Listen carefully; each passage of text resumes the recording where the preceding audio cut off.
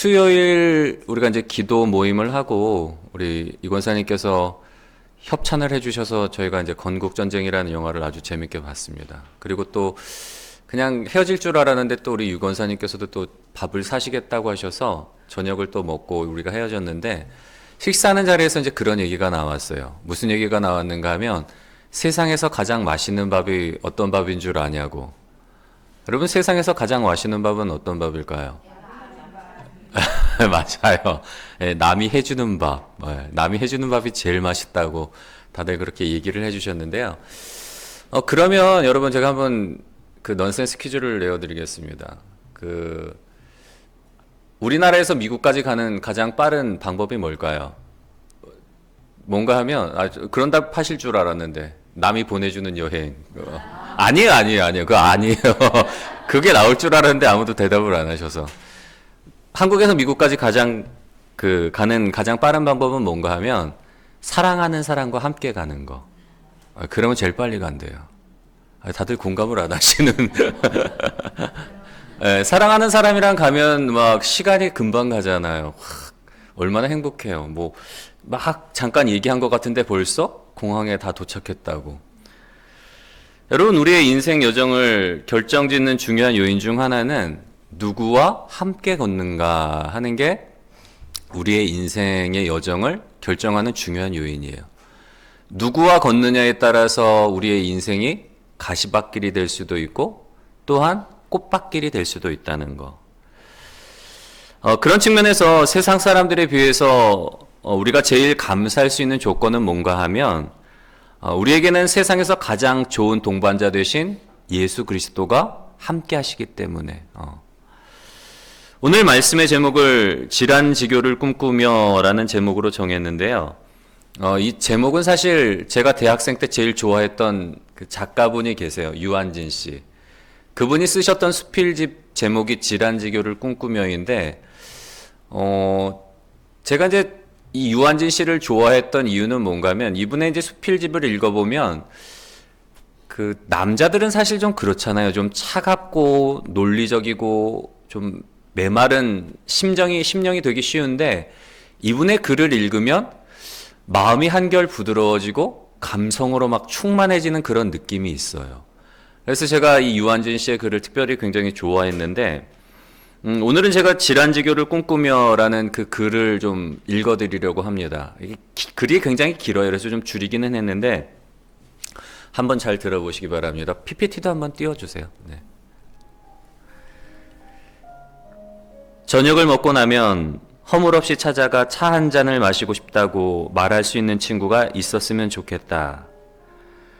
입은 옷을 갈아입지 않고 김치 냄새가 좀 나더라도 흉보지 않을 친구가 우리 집 가까이에 살았으면 좋겠다. 비 오는 오후나 눈 내리는 밤에도 고무신을 끌고 찾아가도 좋을 친구. 밤 늦도록 공허한 마음도 마음 놓고 열어볼 수 있고 악의 없이 남의 이야기를 주고받고 나서도 말이 날까 걱정되지 않는 친구가 그가 여성이어도 좋고 남성이어도 좋다. 나보다 나이가 많아도 좋고 동갑이거나 적어도 좋다. 다만 그의 인품이 맑은 강물처럼 조용하고 은근하며 깊고 신선하며 예술과 인생을 소중히 여길 만큼 성숙한 사람이면 된다. 그는 반드시 잘생길 필요도 없고 수수하나 멋을 알고 중후한 몸가짐을 할 수 있으면 된다. 때로 약간의 변덕과 신경질을 부려도 그것이 애교로 통할 수 있을 정도면 괜찮고 나의 변덕과 괜한 흥분에도 적절하게 맞장구 쳐주고 나서 얼마의 시간이 흘러 내가 평온해지거든 부드럽고 세련된 표현으로 충고를 아끼지 않았으면 좋겠다. 나는 많은 사람을 사랑하고 싶진 않다. 많은 사람과 사귀기도 원치 않는다. 나의 일생에 한두 사람과 끊어지지 않는 아름답고 향기로운 인연으로 죽기까지 지속되길 바란다. 우리는 흰 눈 속 참대 같은 기상을 지녔으나 들꽃처럼 나약할 수 있고 아첨 같은 양보는 싫어하지만 이따금 믿지며 사는 아량도 갖기를 바란다.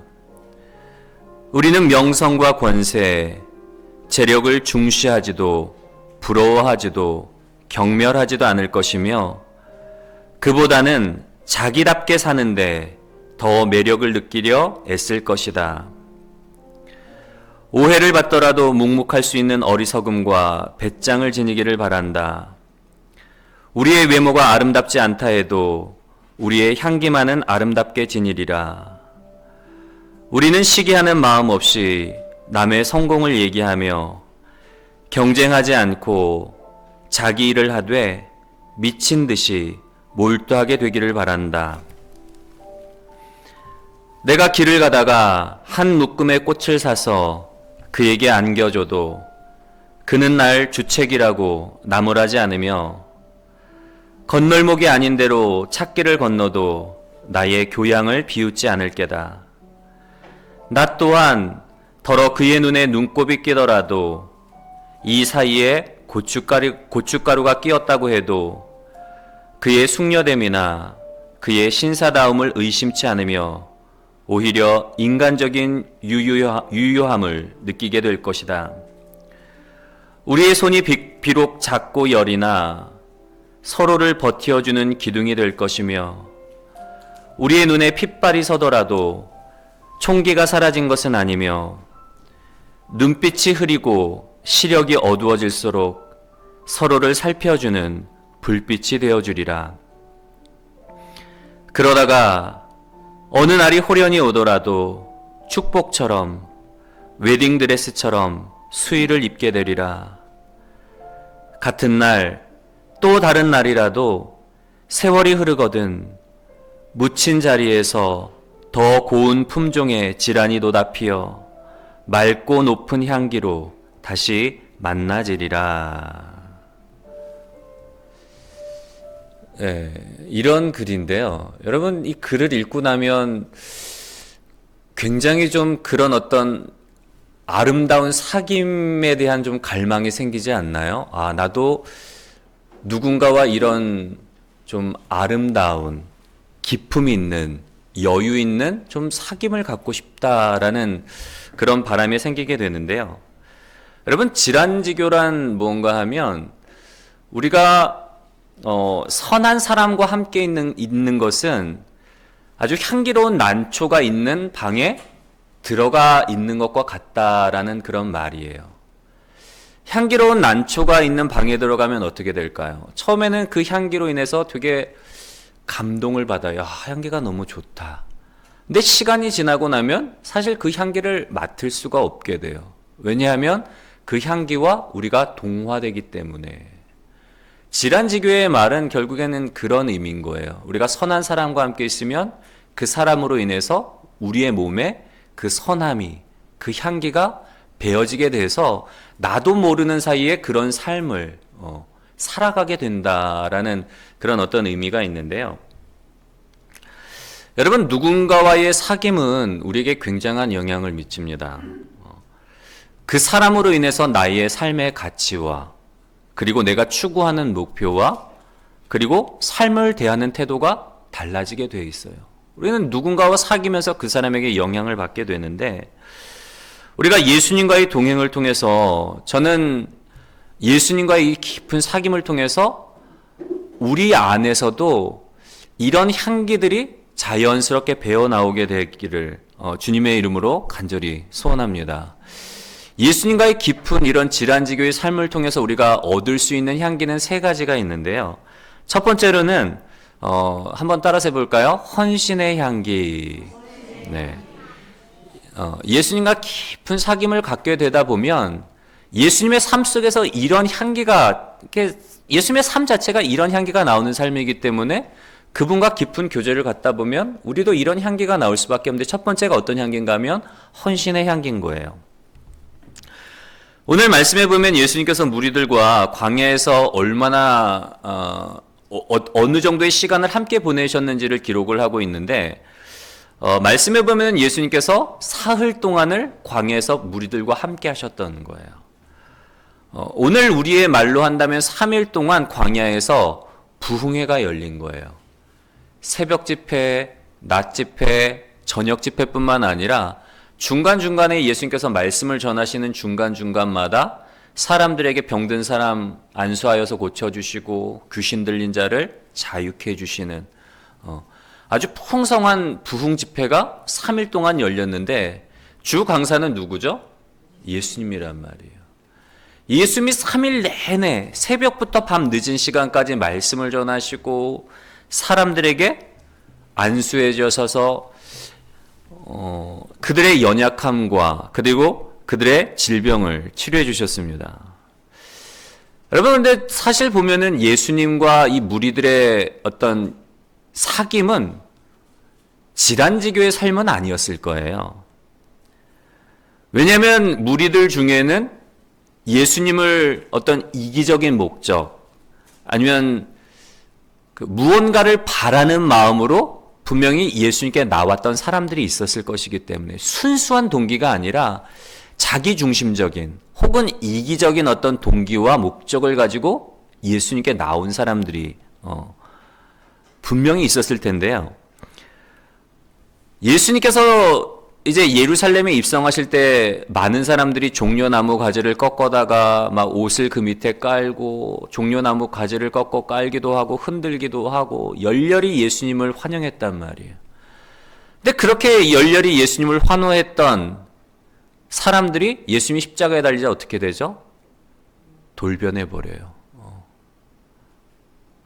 여러분, 이게 사람들이에요.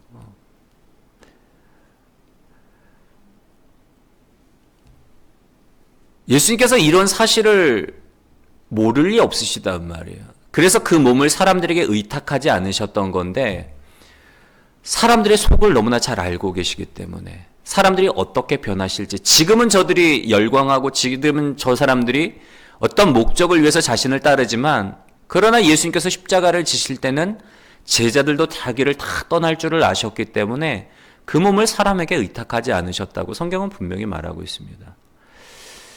그런데 그럼에도 불구하고 예수님께서는 3일 동안 내내 그런 사람들에게 자기를 떠나고 자기에게 돌아설 그런 사람들을 위해서 진액을 짜내서 말씀을 전하고 그들의 연약함을 고치시고 질병을 치료해 주시는 모습을 우리가 볼 수가 있습니다.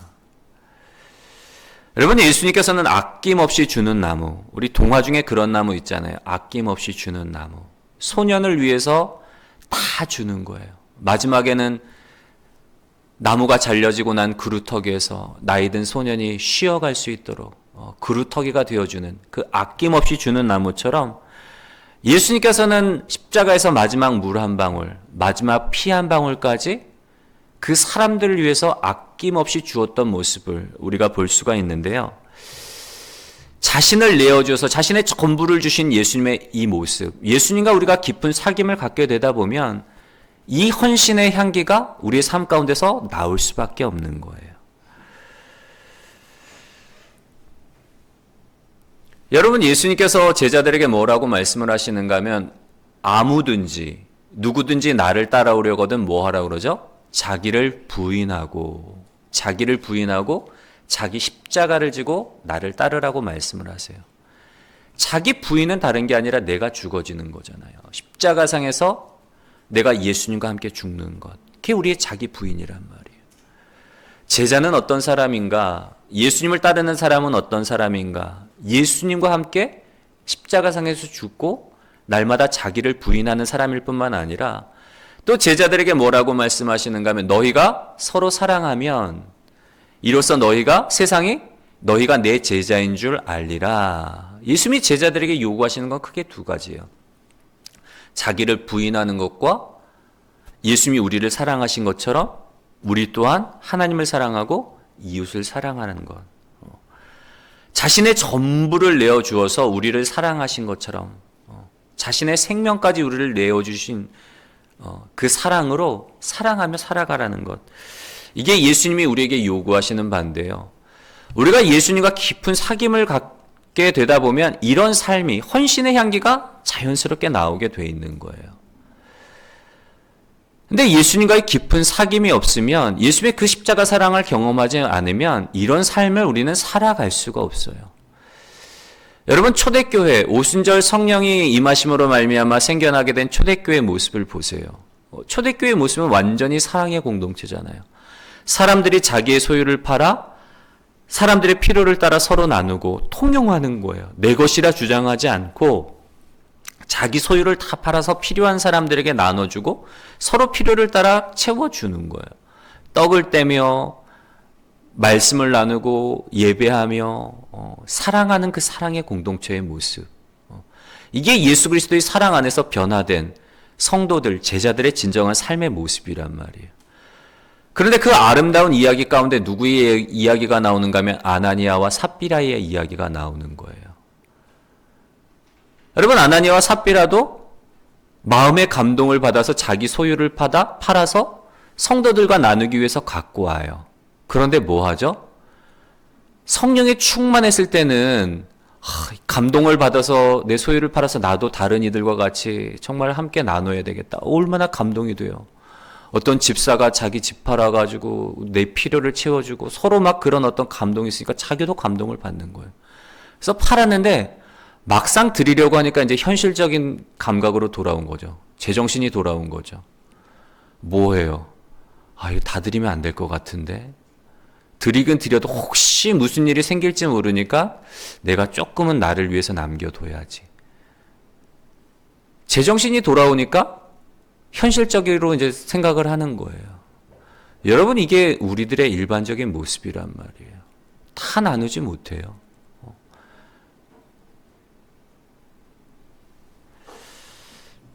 여러분, 그러나 우리가 예수님의 그 십자가 사랑, 자신의 전부를 내어준 사랑을 우리가 맛보고 경험하게 되면 아낌없이 내어줄 수 있다는 것, 나의 전부까지도. 바라기는 우리가 예수님과의 깊은 사귐을 통해서, 우리의 삶을 통해서 이런 헌신의 향기, 자신의 전부를 내어줄 수 있는 이 헌신의 향기가 여러분의 삶을 통해서 나오게 되시기를 주님의 이름으로 간절히 소원합니다. 두 번째로, 우리가 예수님과의 사귐을 통해서 우리 몸에 배이게 되는 향기는 어떤 향기인가 하면 한번 같이 읽어볼까요? 시작. 긍휼의 향기. 긍휼의 향기예요. 2절과 3절의 말씀을 보면, 우리 한번 2절과 3절의 말씀도 한번 같이 한번 읽어볼까요? 시작. 내가 무리를 불쌍히 여기노라. 그들이 나와 함께 있은지 이미 사흘이 지났으나 먹을 것이 없도다. 만일 내가 그들을 굶겨 집으로 보내면 길에서 기진하리라. 그 중에는 멀리서 온 사람들도 있느니라. 아멘. 여러분, 3일 동안의 이 사역으로 인해서 예수님이 얼마나 피곤하고 지치셨을까요? 듣는 입장에서는 사실 편하게 앉아서 들으면 되잖아요. 근데 전하는 입장에서는 계속 말을 해야 되고 일일이 안수하면서 또 기도해줘야 되고, 저는 사실 주일 하루 아니면 뭐 수요 기도회 때 잠깐 한 타임 하는데도 진액이 다 빠져. 하고 나면 막 파김치가 돼요. 근데 예수님께서는 3일 동안을 새벽부터 밤 늦은 시간까지 말씀 전하시고 사람들 안수해 주시고 질병 치료해 주시고 귀신을 쫓아내 주시고 식사 잠깐 하시고 계속 몰려드는 거예요. 사람들이 치료받겠다고. 사람들은 되게 이기적이잖아요. 예수님 생각 안 해요. 내가 먼저 낫고 봐야지. 이 4,000명이나 되는 사람들이 있는데 다른 사람들 낫는 모습을 보면서 나도 낫고 싶다는 그 어떤 열망이 있을 거 아니에요. 예수님이야 뭐 진액이 다 빠지셔서 탈진하든 말든 나도 살고 보자, 나도 낫고 보자. 그런 마음으로 찾아오는데도 예수님께서 다 내주시는 거예요.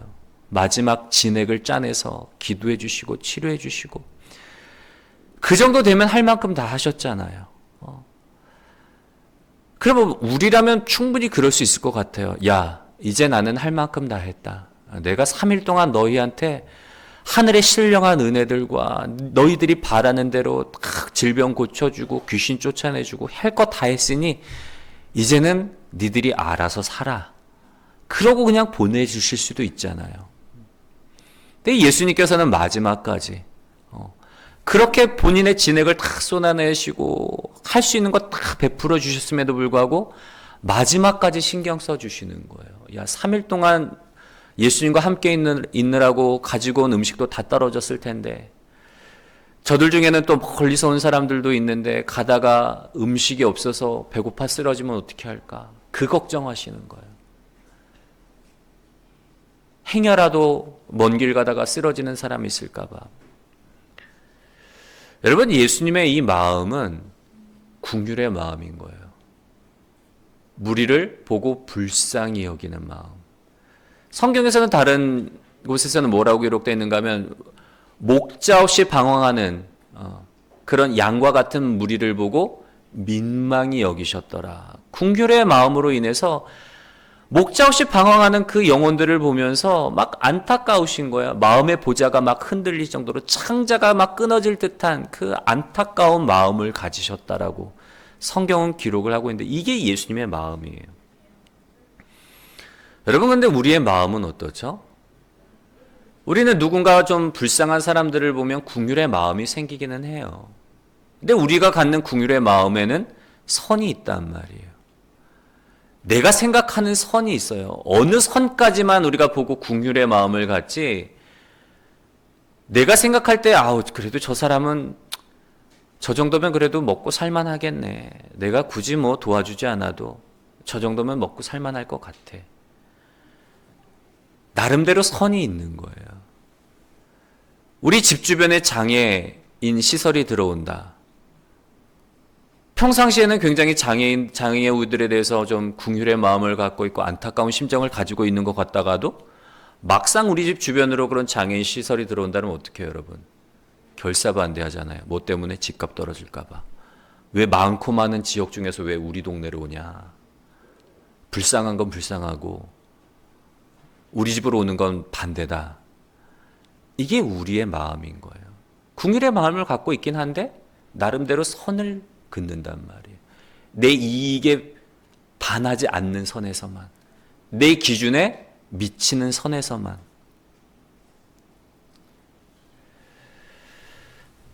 그러나 예수님께서는 선을 긋지 않으세요. 십자가상에서 그렇게 한순간에 돌아서 버린 그 사람들, 예수님을 열렬히 환호하다가 십자가에 못 박으라고 막 돌아선 그 사람들을 향해서도 끝까지 긍휼의 마음을 갖는 거예요. 아버지, 저들의 죄를 용서하여 주시옵소서. 저들은 자기가 하는 일을 알지 못하나이다. 끝까지 긍휼의 마음을 가지신 예수님처럼 우리가 예수님의 사귐을 통해서도 우리의 마음이, 여러분, 긍휼의 마음을 갖게 되는, 작은 문제로 인해서 사실 우리의 마음이 흔들려요. 별거 아니에요. 가까이 사는 이웃과 층간소음의 문제, 주차의 문제, 내 이익을 반한다고 내가 조금만 손해보는 것 같을 때에 마음이 냉담하게 굳어지는 우리의 마음. 그런 우리의 마음이 예수님과의 사귐을 통해서 정말 긍휼의 마음, 긍휼의 향기를 바라게 되시는 복된 저와 여러분들이 되시기를 주님의 이름으로 간절히 소원합니다. 곰곰이 생각해보면 왜 우리가 긍휼의 마음을 가질 수 없을까? 생각해보니까 그렇더라고요. 우리의 마음에 여유가 없는 거예요. 내 마음에 그 넉넉한 자리가 없다 보니까 조금만 내가 손해보는 것 같아도 민감해지고 예민해지고 차가워지고 계산적이 되고. 여러분, 예수님 온 우주 만물의 주관자 되시잖아요. 그분은 우주보다 더 큰 마음을 가지고 계시다 보니까 웬만한 일들에는 동요하지 않는 거예요. 우리도 예수님 그 생명 안에, 예수님 안에 거함으로 말미암아 예수님 안에서 우리도 모든 것을 다 누리고 모든 것을 다 갖게 되었잖아요. 우리가 그 마음을 가지고, 넉넉한 마음을 가지고 모든 사람들에게 긍휼의 마음을 베풀 수 있는 긍휼의 향기를 바라는 복된 저와 여러분들이 되시기를 주님의 이름으로 간절히 소원합니다. 마지막 세 번째로 우리가 예수님과의 사귐을 통해서 우리가 갖게 되는, 우리의 몸에 배이게 된 향기는 어떤 향기인가 하면 우리 한번 읽어볼까요? 시작. 감사의 향기. 감사의 향기예요. 예수님께서 이 긍휼의 마음을 가지고 무리들을 돌려보내려고 하실 때에 제자들에게 물어보죠. 얘들아, 너희가 지금 가지고 있는 게 뭐가 있니? 그러니까 제자들이 떡 7개와 생선 2마리를 예수님께 가지고 와요. 저도 이전까지만 해도 무심코 지나쳤던 말씀인데 말씀을 묵상하는 가운데 예수님이 이 떡 7개와 물고기 2마리 가지고 어떻게 기적을 일으키셨는가, 그 순간이 마음에 이렇게 묵상하게 되더라고요. 7절과 9절의 말씀을 한번 우리 읽어볼까요? 5절부터 8절 말씀을 한번 같이 읽어보겠습니다. 시작. 예수께서 물으시되 떡 몇 개나 있느냐? 이르되 7이로소이다 하거늘 예수께서 무리를 명하여 땅에 앉게 하시고 7개를 가지사 축사하시고 떼어 제자들에게 주어 나누어 주게 하시니 제자들이 무리에게 나누어 주더라. 또 작은 생선 2마리가 있는지라 이에 축복하시고 명하사 이것도 나누어 주게 하시니 배불리 먹고 남은 조각 7광주리를 거두었으며. 아멘. 여러분, 제자들에게 물어보시고 떡 7개와 생선 2마리를 가지고 올 때 예수님께서 뭐 하셨다고 성경은 기록을 하고 있죠? 축사하시고 축복하셔서 하신 후에 떼어서 제자들에게 주셨다라고 성경은 기록을 하고 있는데요. 우리 성경에는 축사하시고 축복하시고라고 이렇게 표현되어 있지만 영어 성경에 보면은 뭐라고 표현되어 있는가 하면 두 개 동일한 말로 표현되어 있어요. Give thanks. 감사하다요. Give thanks. 하나님께 감사하는 거예요. 여러분, 제자들이 가지고 온 떡 7개와 생선 2마리는 너무 빈약하잖아요. 4,000명을 먹이기에는 택도 없는 양이에요. 소박한 음식일 뿐만 아니라 양도 너무 부족한 거예요. 근데 예수님께서 제자들이 가지고 온 이 소박하고 빈약한 이 음식을 가지고 하나님 앞에 들어 올리면서 감사하시는 거예요. Give thanks. 하나님 감사합니다. 오늘도 이 일용할 양식 주시고 이 귀한 음식 주신 것 감사를 합니다. 하나님 앞에 감사할 때 여러분 어떤 일이 일어나죠? 떼어서 제자들에게 줄 때에 4,000명이 먹고도 남을 7광줄이나 남을 정도로 이 음식이 놀라운 어떤 기적의 역사가 일어나는 거예요. 뭐 하실 때?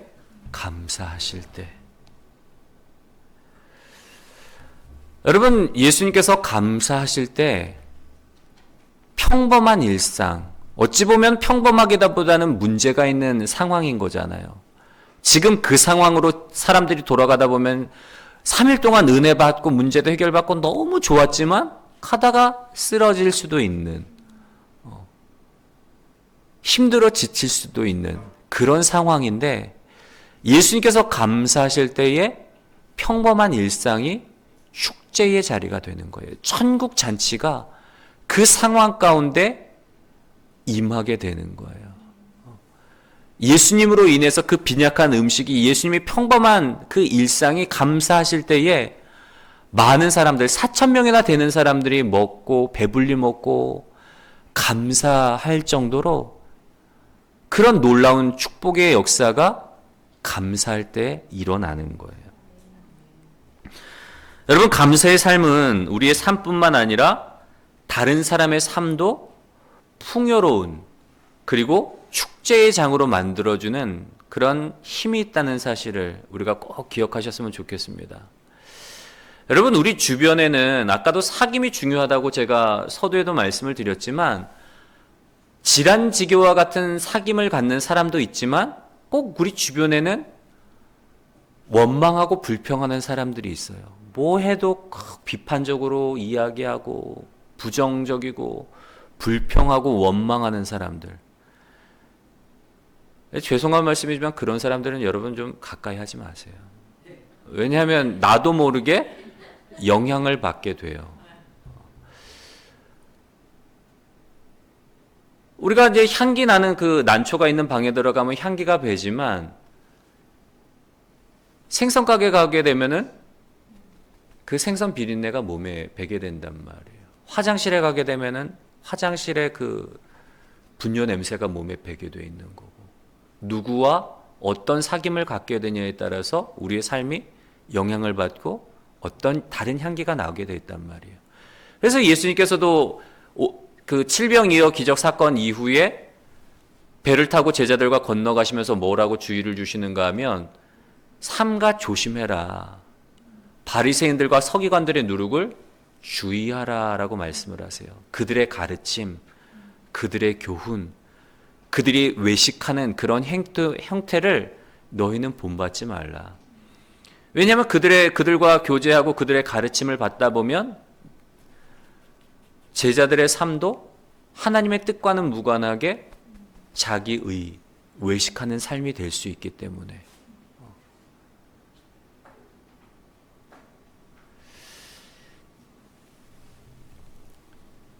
여러분 시편 50편 23절의 말씀에 보면은 감사로 제사를 드리는 자가 나를 영화롭게 하나니 그 행위를 옳게 하는 자에게 내가 하나님의 구원을 보이리라 라고 말씀을 하고 있습니다. 감사로 제사를 드리는 자가 나를 영화롭게 하나니, 우리가 감사할 때 하나님을 영화롭게 할 뿐만 아니라 감사할 때에 우리의 삶 가운데도 놀라운 축복의 열매들이 맺혀지는 거예요. 왜냐하면 내 말이 내 귀에 들린 대로 내가 그대로 너에게 행하리라. 이스라엘 백성들이 광야에서 원망하고 불평하고 하나님이 구름 기둥과 불 기둥으로 인도해 주시고 만나와 메추라기를 통해 공급해 주심에도 불구하고 그것에 대해서 감사하는 게 아니라 맨날 가지지 못한 것에 대해서 원망하고 불평하고 자유 주셨고 생명 주셨고 약속의 땅 가나안을 향해서 걸어가고 있는데도 불구하고 감사하지 못하는 거예요. 죽겠다 못 살겠다. 그러니까 하나님이 듣기에 그래?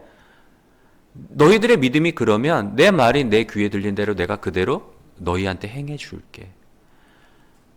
여러분 반면에 우리가 감사하면 어떻게 될까요? 하나님을 영광롭게 할 뿐만 아니라 하나님 우리에게 구원을 보여주시고 그 감사로 인해서 더 풍성한 감사의 제목들이 우리의 삶 가운데 넘쳐나는 거예요. 미국 격언에 이런 격언이 있다고 합니다. 저를 따라서 같이 한번 고백해 보시기 바랍니다. 감사는 영혼에서 솟아나는 가장 아름다운 꽃이다. 네. 미국 격언에 이런 격언이 있다는 거예요. 감사가 뭐라고요? 우리 영혼에서 솟아나는 가장 아름다운 꽃이 감사라는 거예요. 감사할 때 우리의 삶 가운데서 향기가 바라는 거예요. 여러분 예수님께서 감사할 때에 정말 작은 것이잖아요. 보잘것없는 것이고 평범한 일상이지만 감사하실 때에 4,000명이 함께 먹고 배부르는 하나님이 그곳에 축복하심으로 인해서 그곳이 천국 축제의 장이 되는 놀라운 역사가 일어난 것처럼 우리가 감사할 때에 우리의 삶도 광야의 삶이 아닌 천국의 삶이 되고 가시밭길이 아닌 꽃밭길이 되고 내가 감사할 때 나의 감사로 인해서 다른 이들도 그 감사의 혜택을 누리게 되는 놀라운 역사가 우리의 삶을 통해 일어나게 될 줄로 믿습니다. 우리가 예수님과의 깊은 사귐을 통해서 우리의 삶 가운데 이 세 가지 향기가 나왔으면 좋겠어요. 첫 번째로는 어떤 향기요? 헌신의 향기. 두 번째로는 긍휼의 향기. 세 번째로는 감사의 향기. 여러분 지란지교의 삶, 내가 누군가에게 사귐을 통해서 이런 향기를 바라고 또 우리는 무엇보다도 예수님과의 그 깊은 사귐을 통해서 이런 향기를 우리 몸에 배고 또한 우리는 다른 누군가와 깊은 사귐을 통해서 이 예수의 향기를 심어줄 수 있는 그런 아름다운 삶, 아름다운 사귐을 갖는 복된 저와 여러분들이 되시기를 주님의 이름으로 간절히 소원합니다.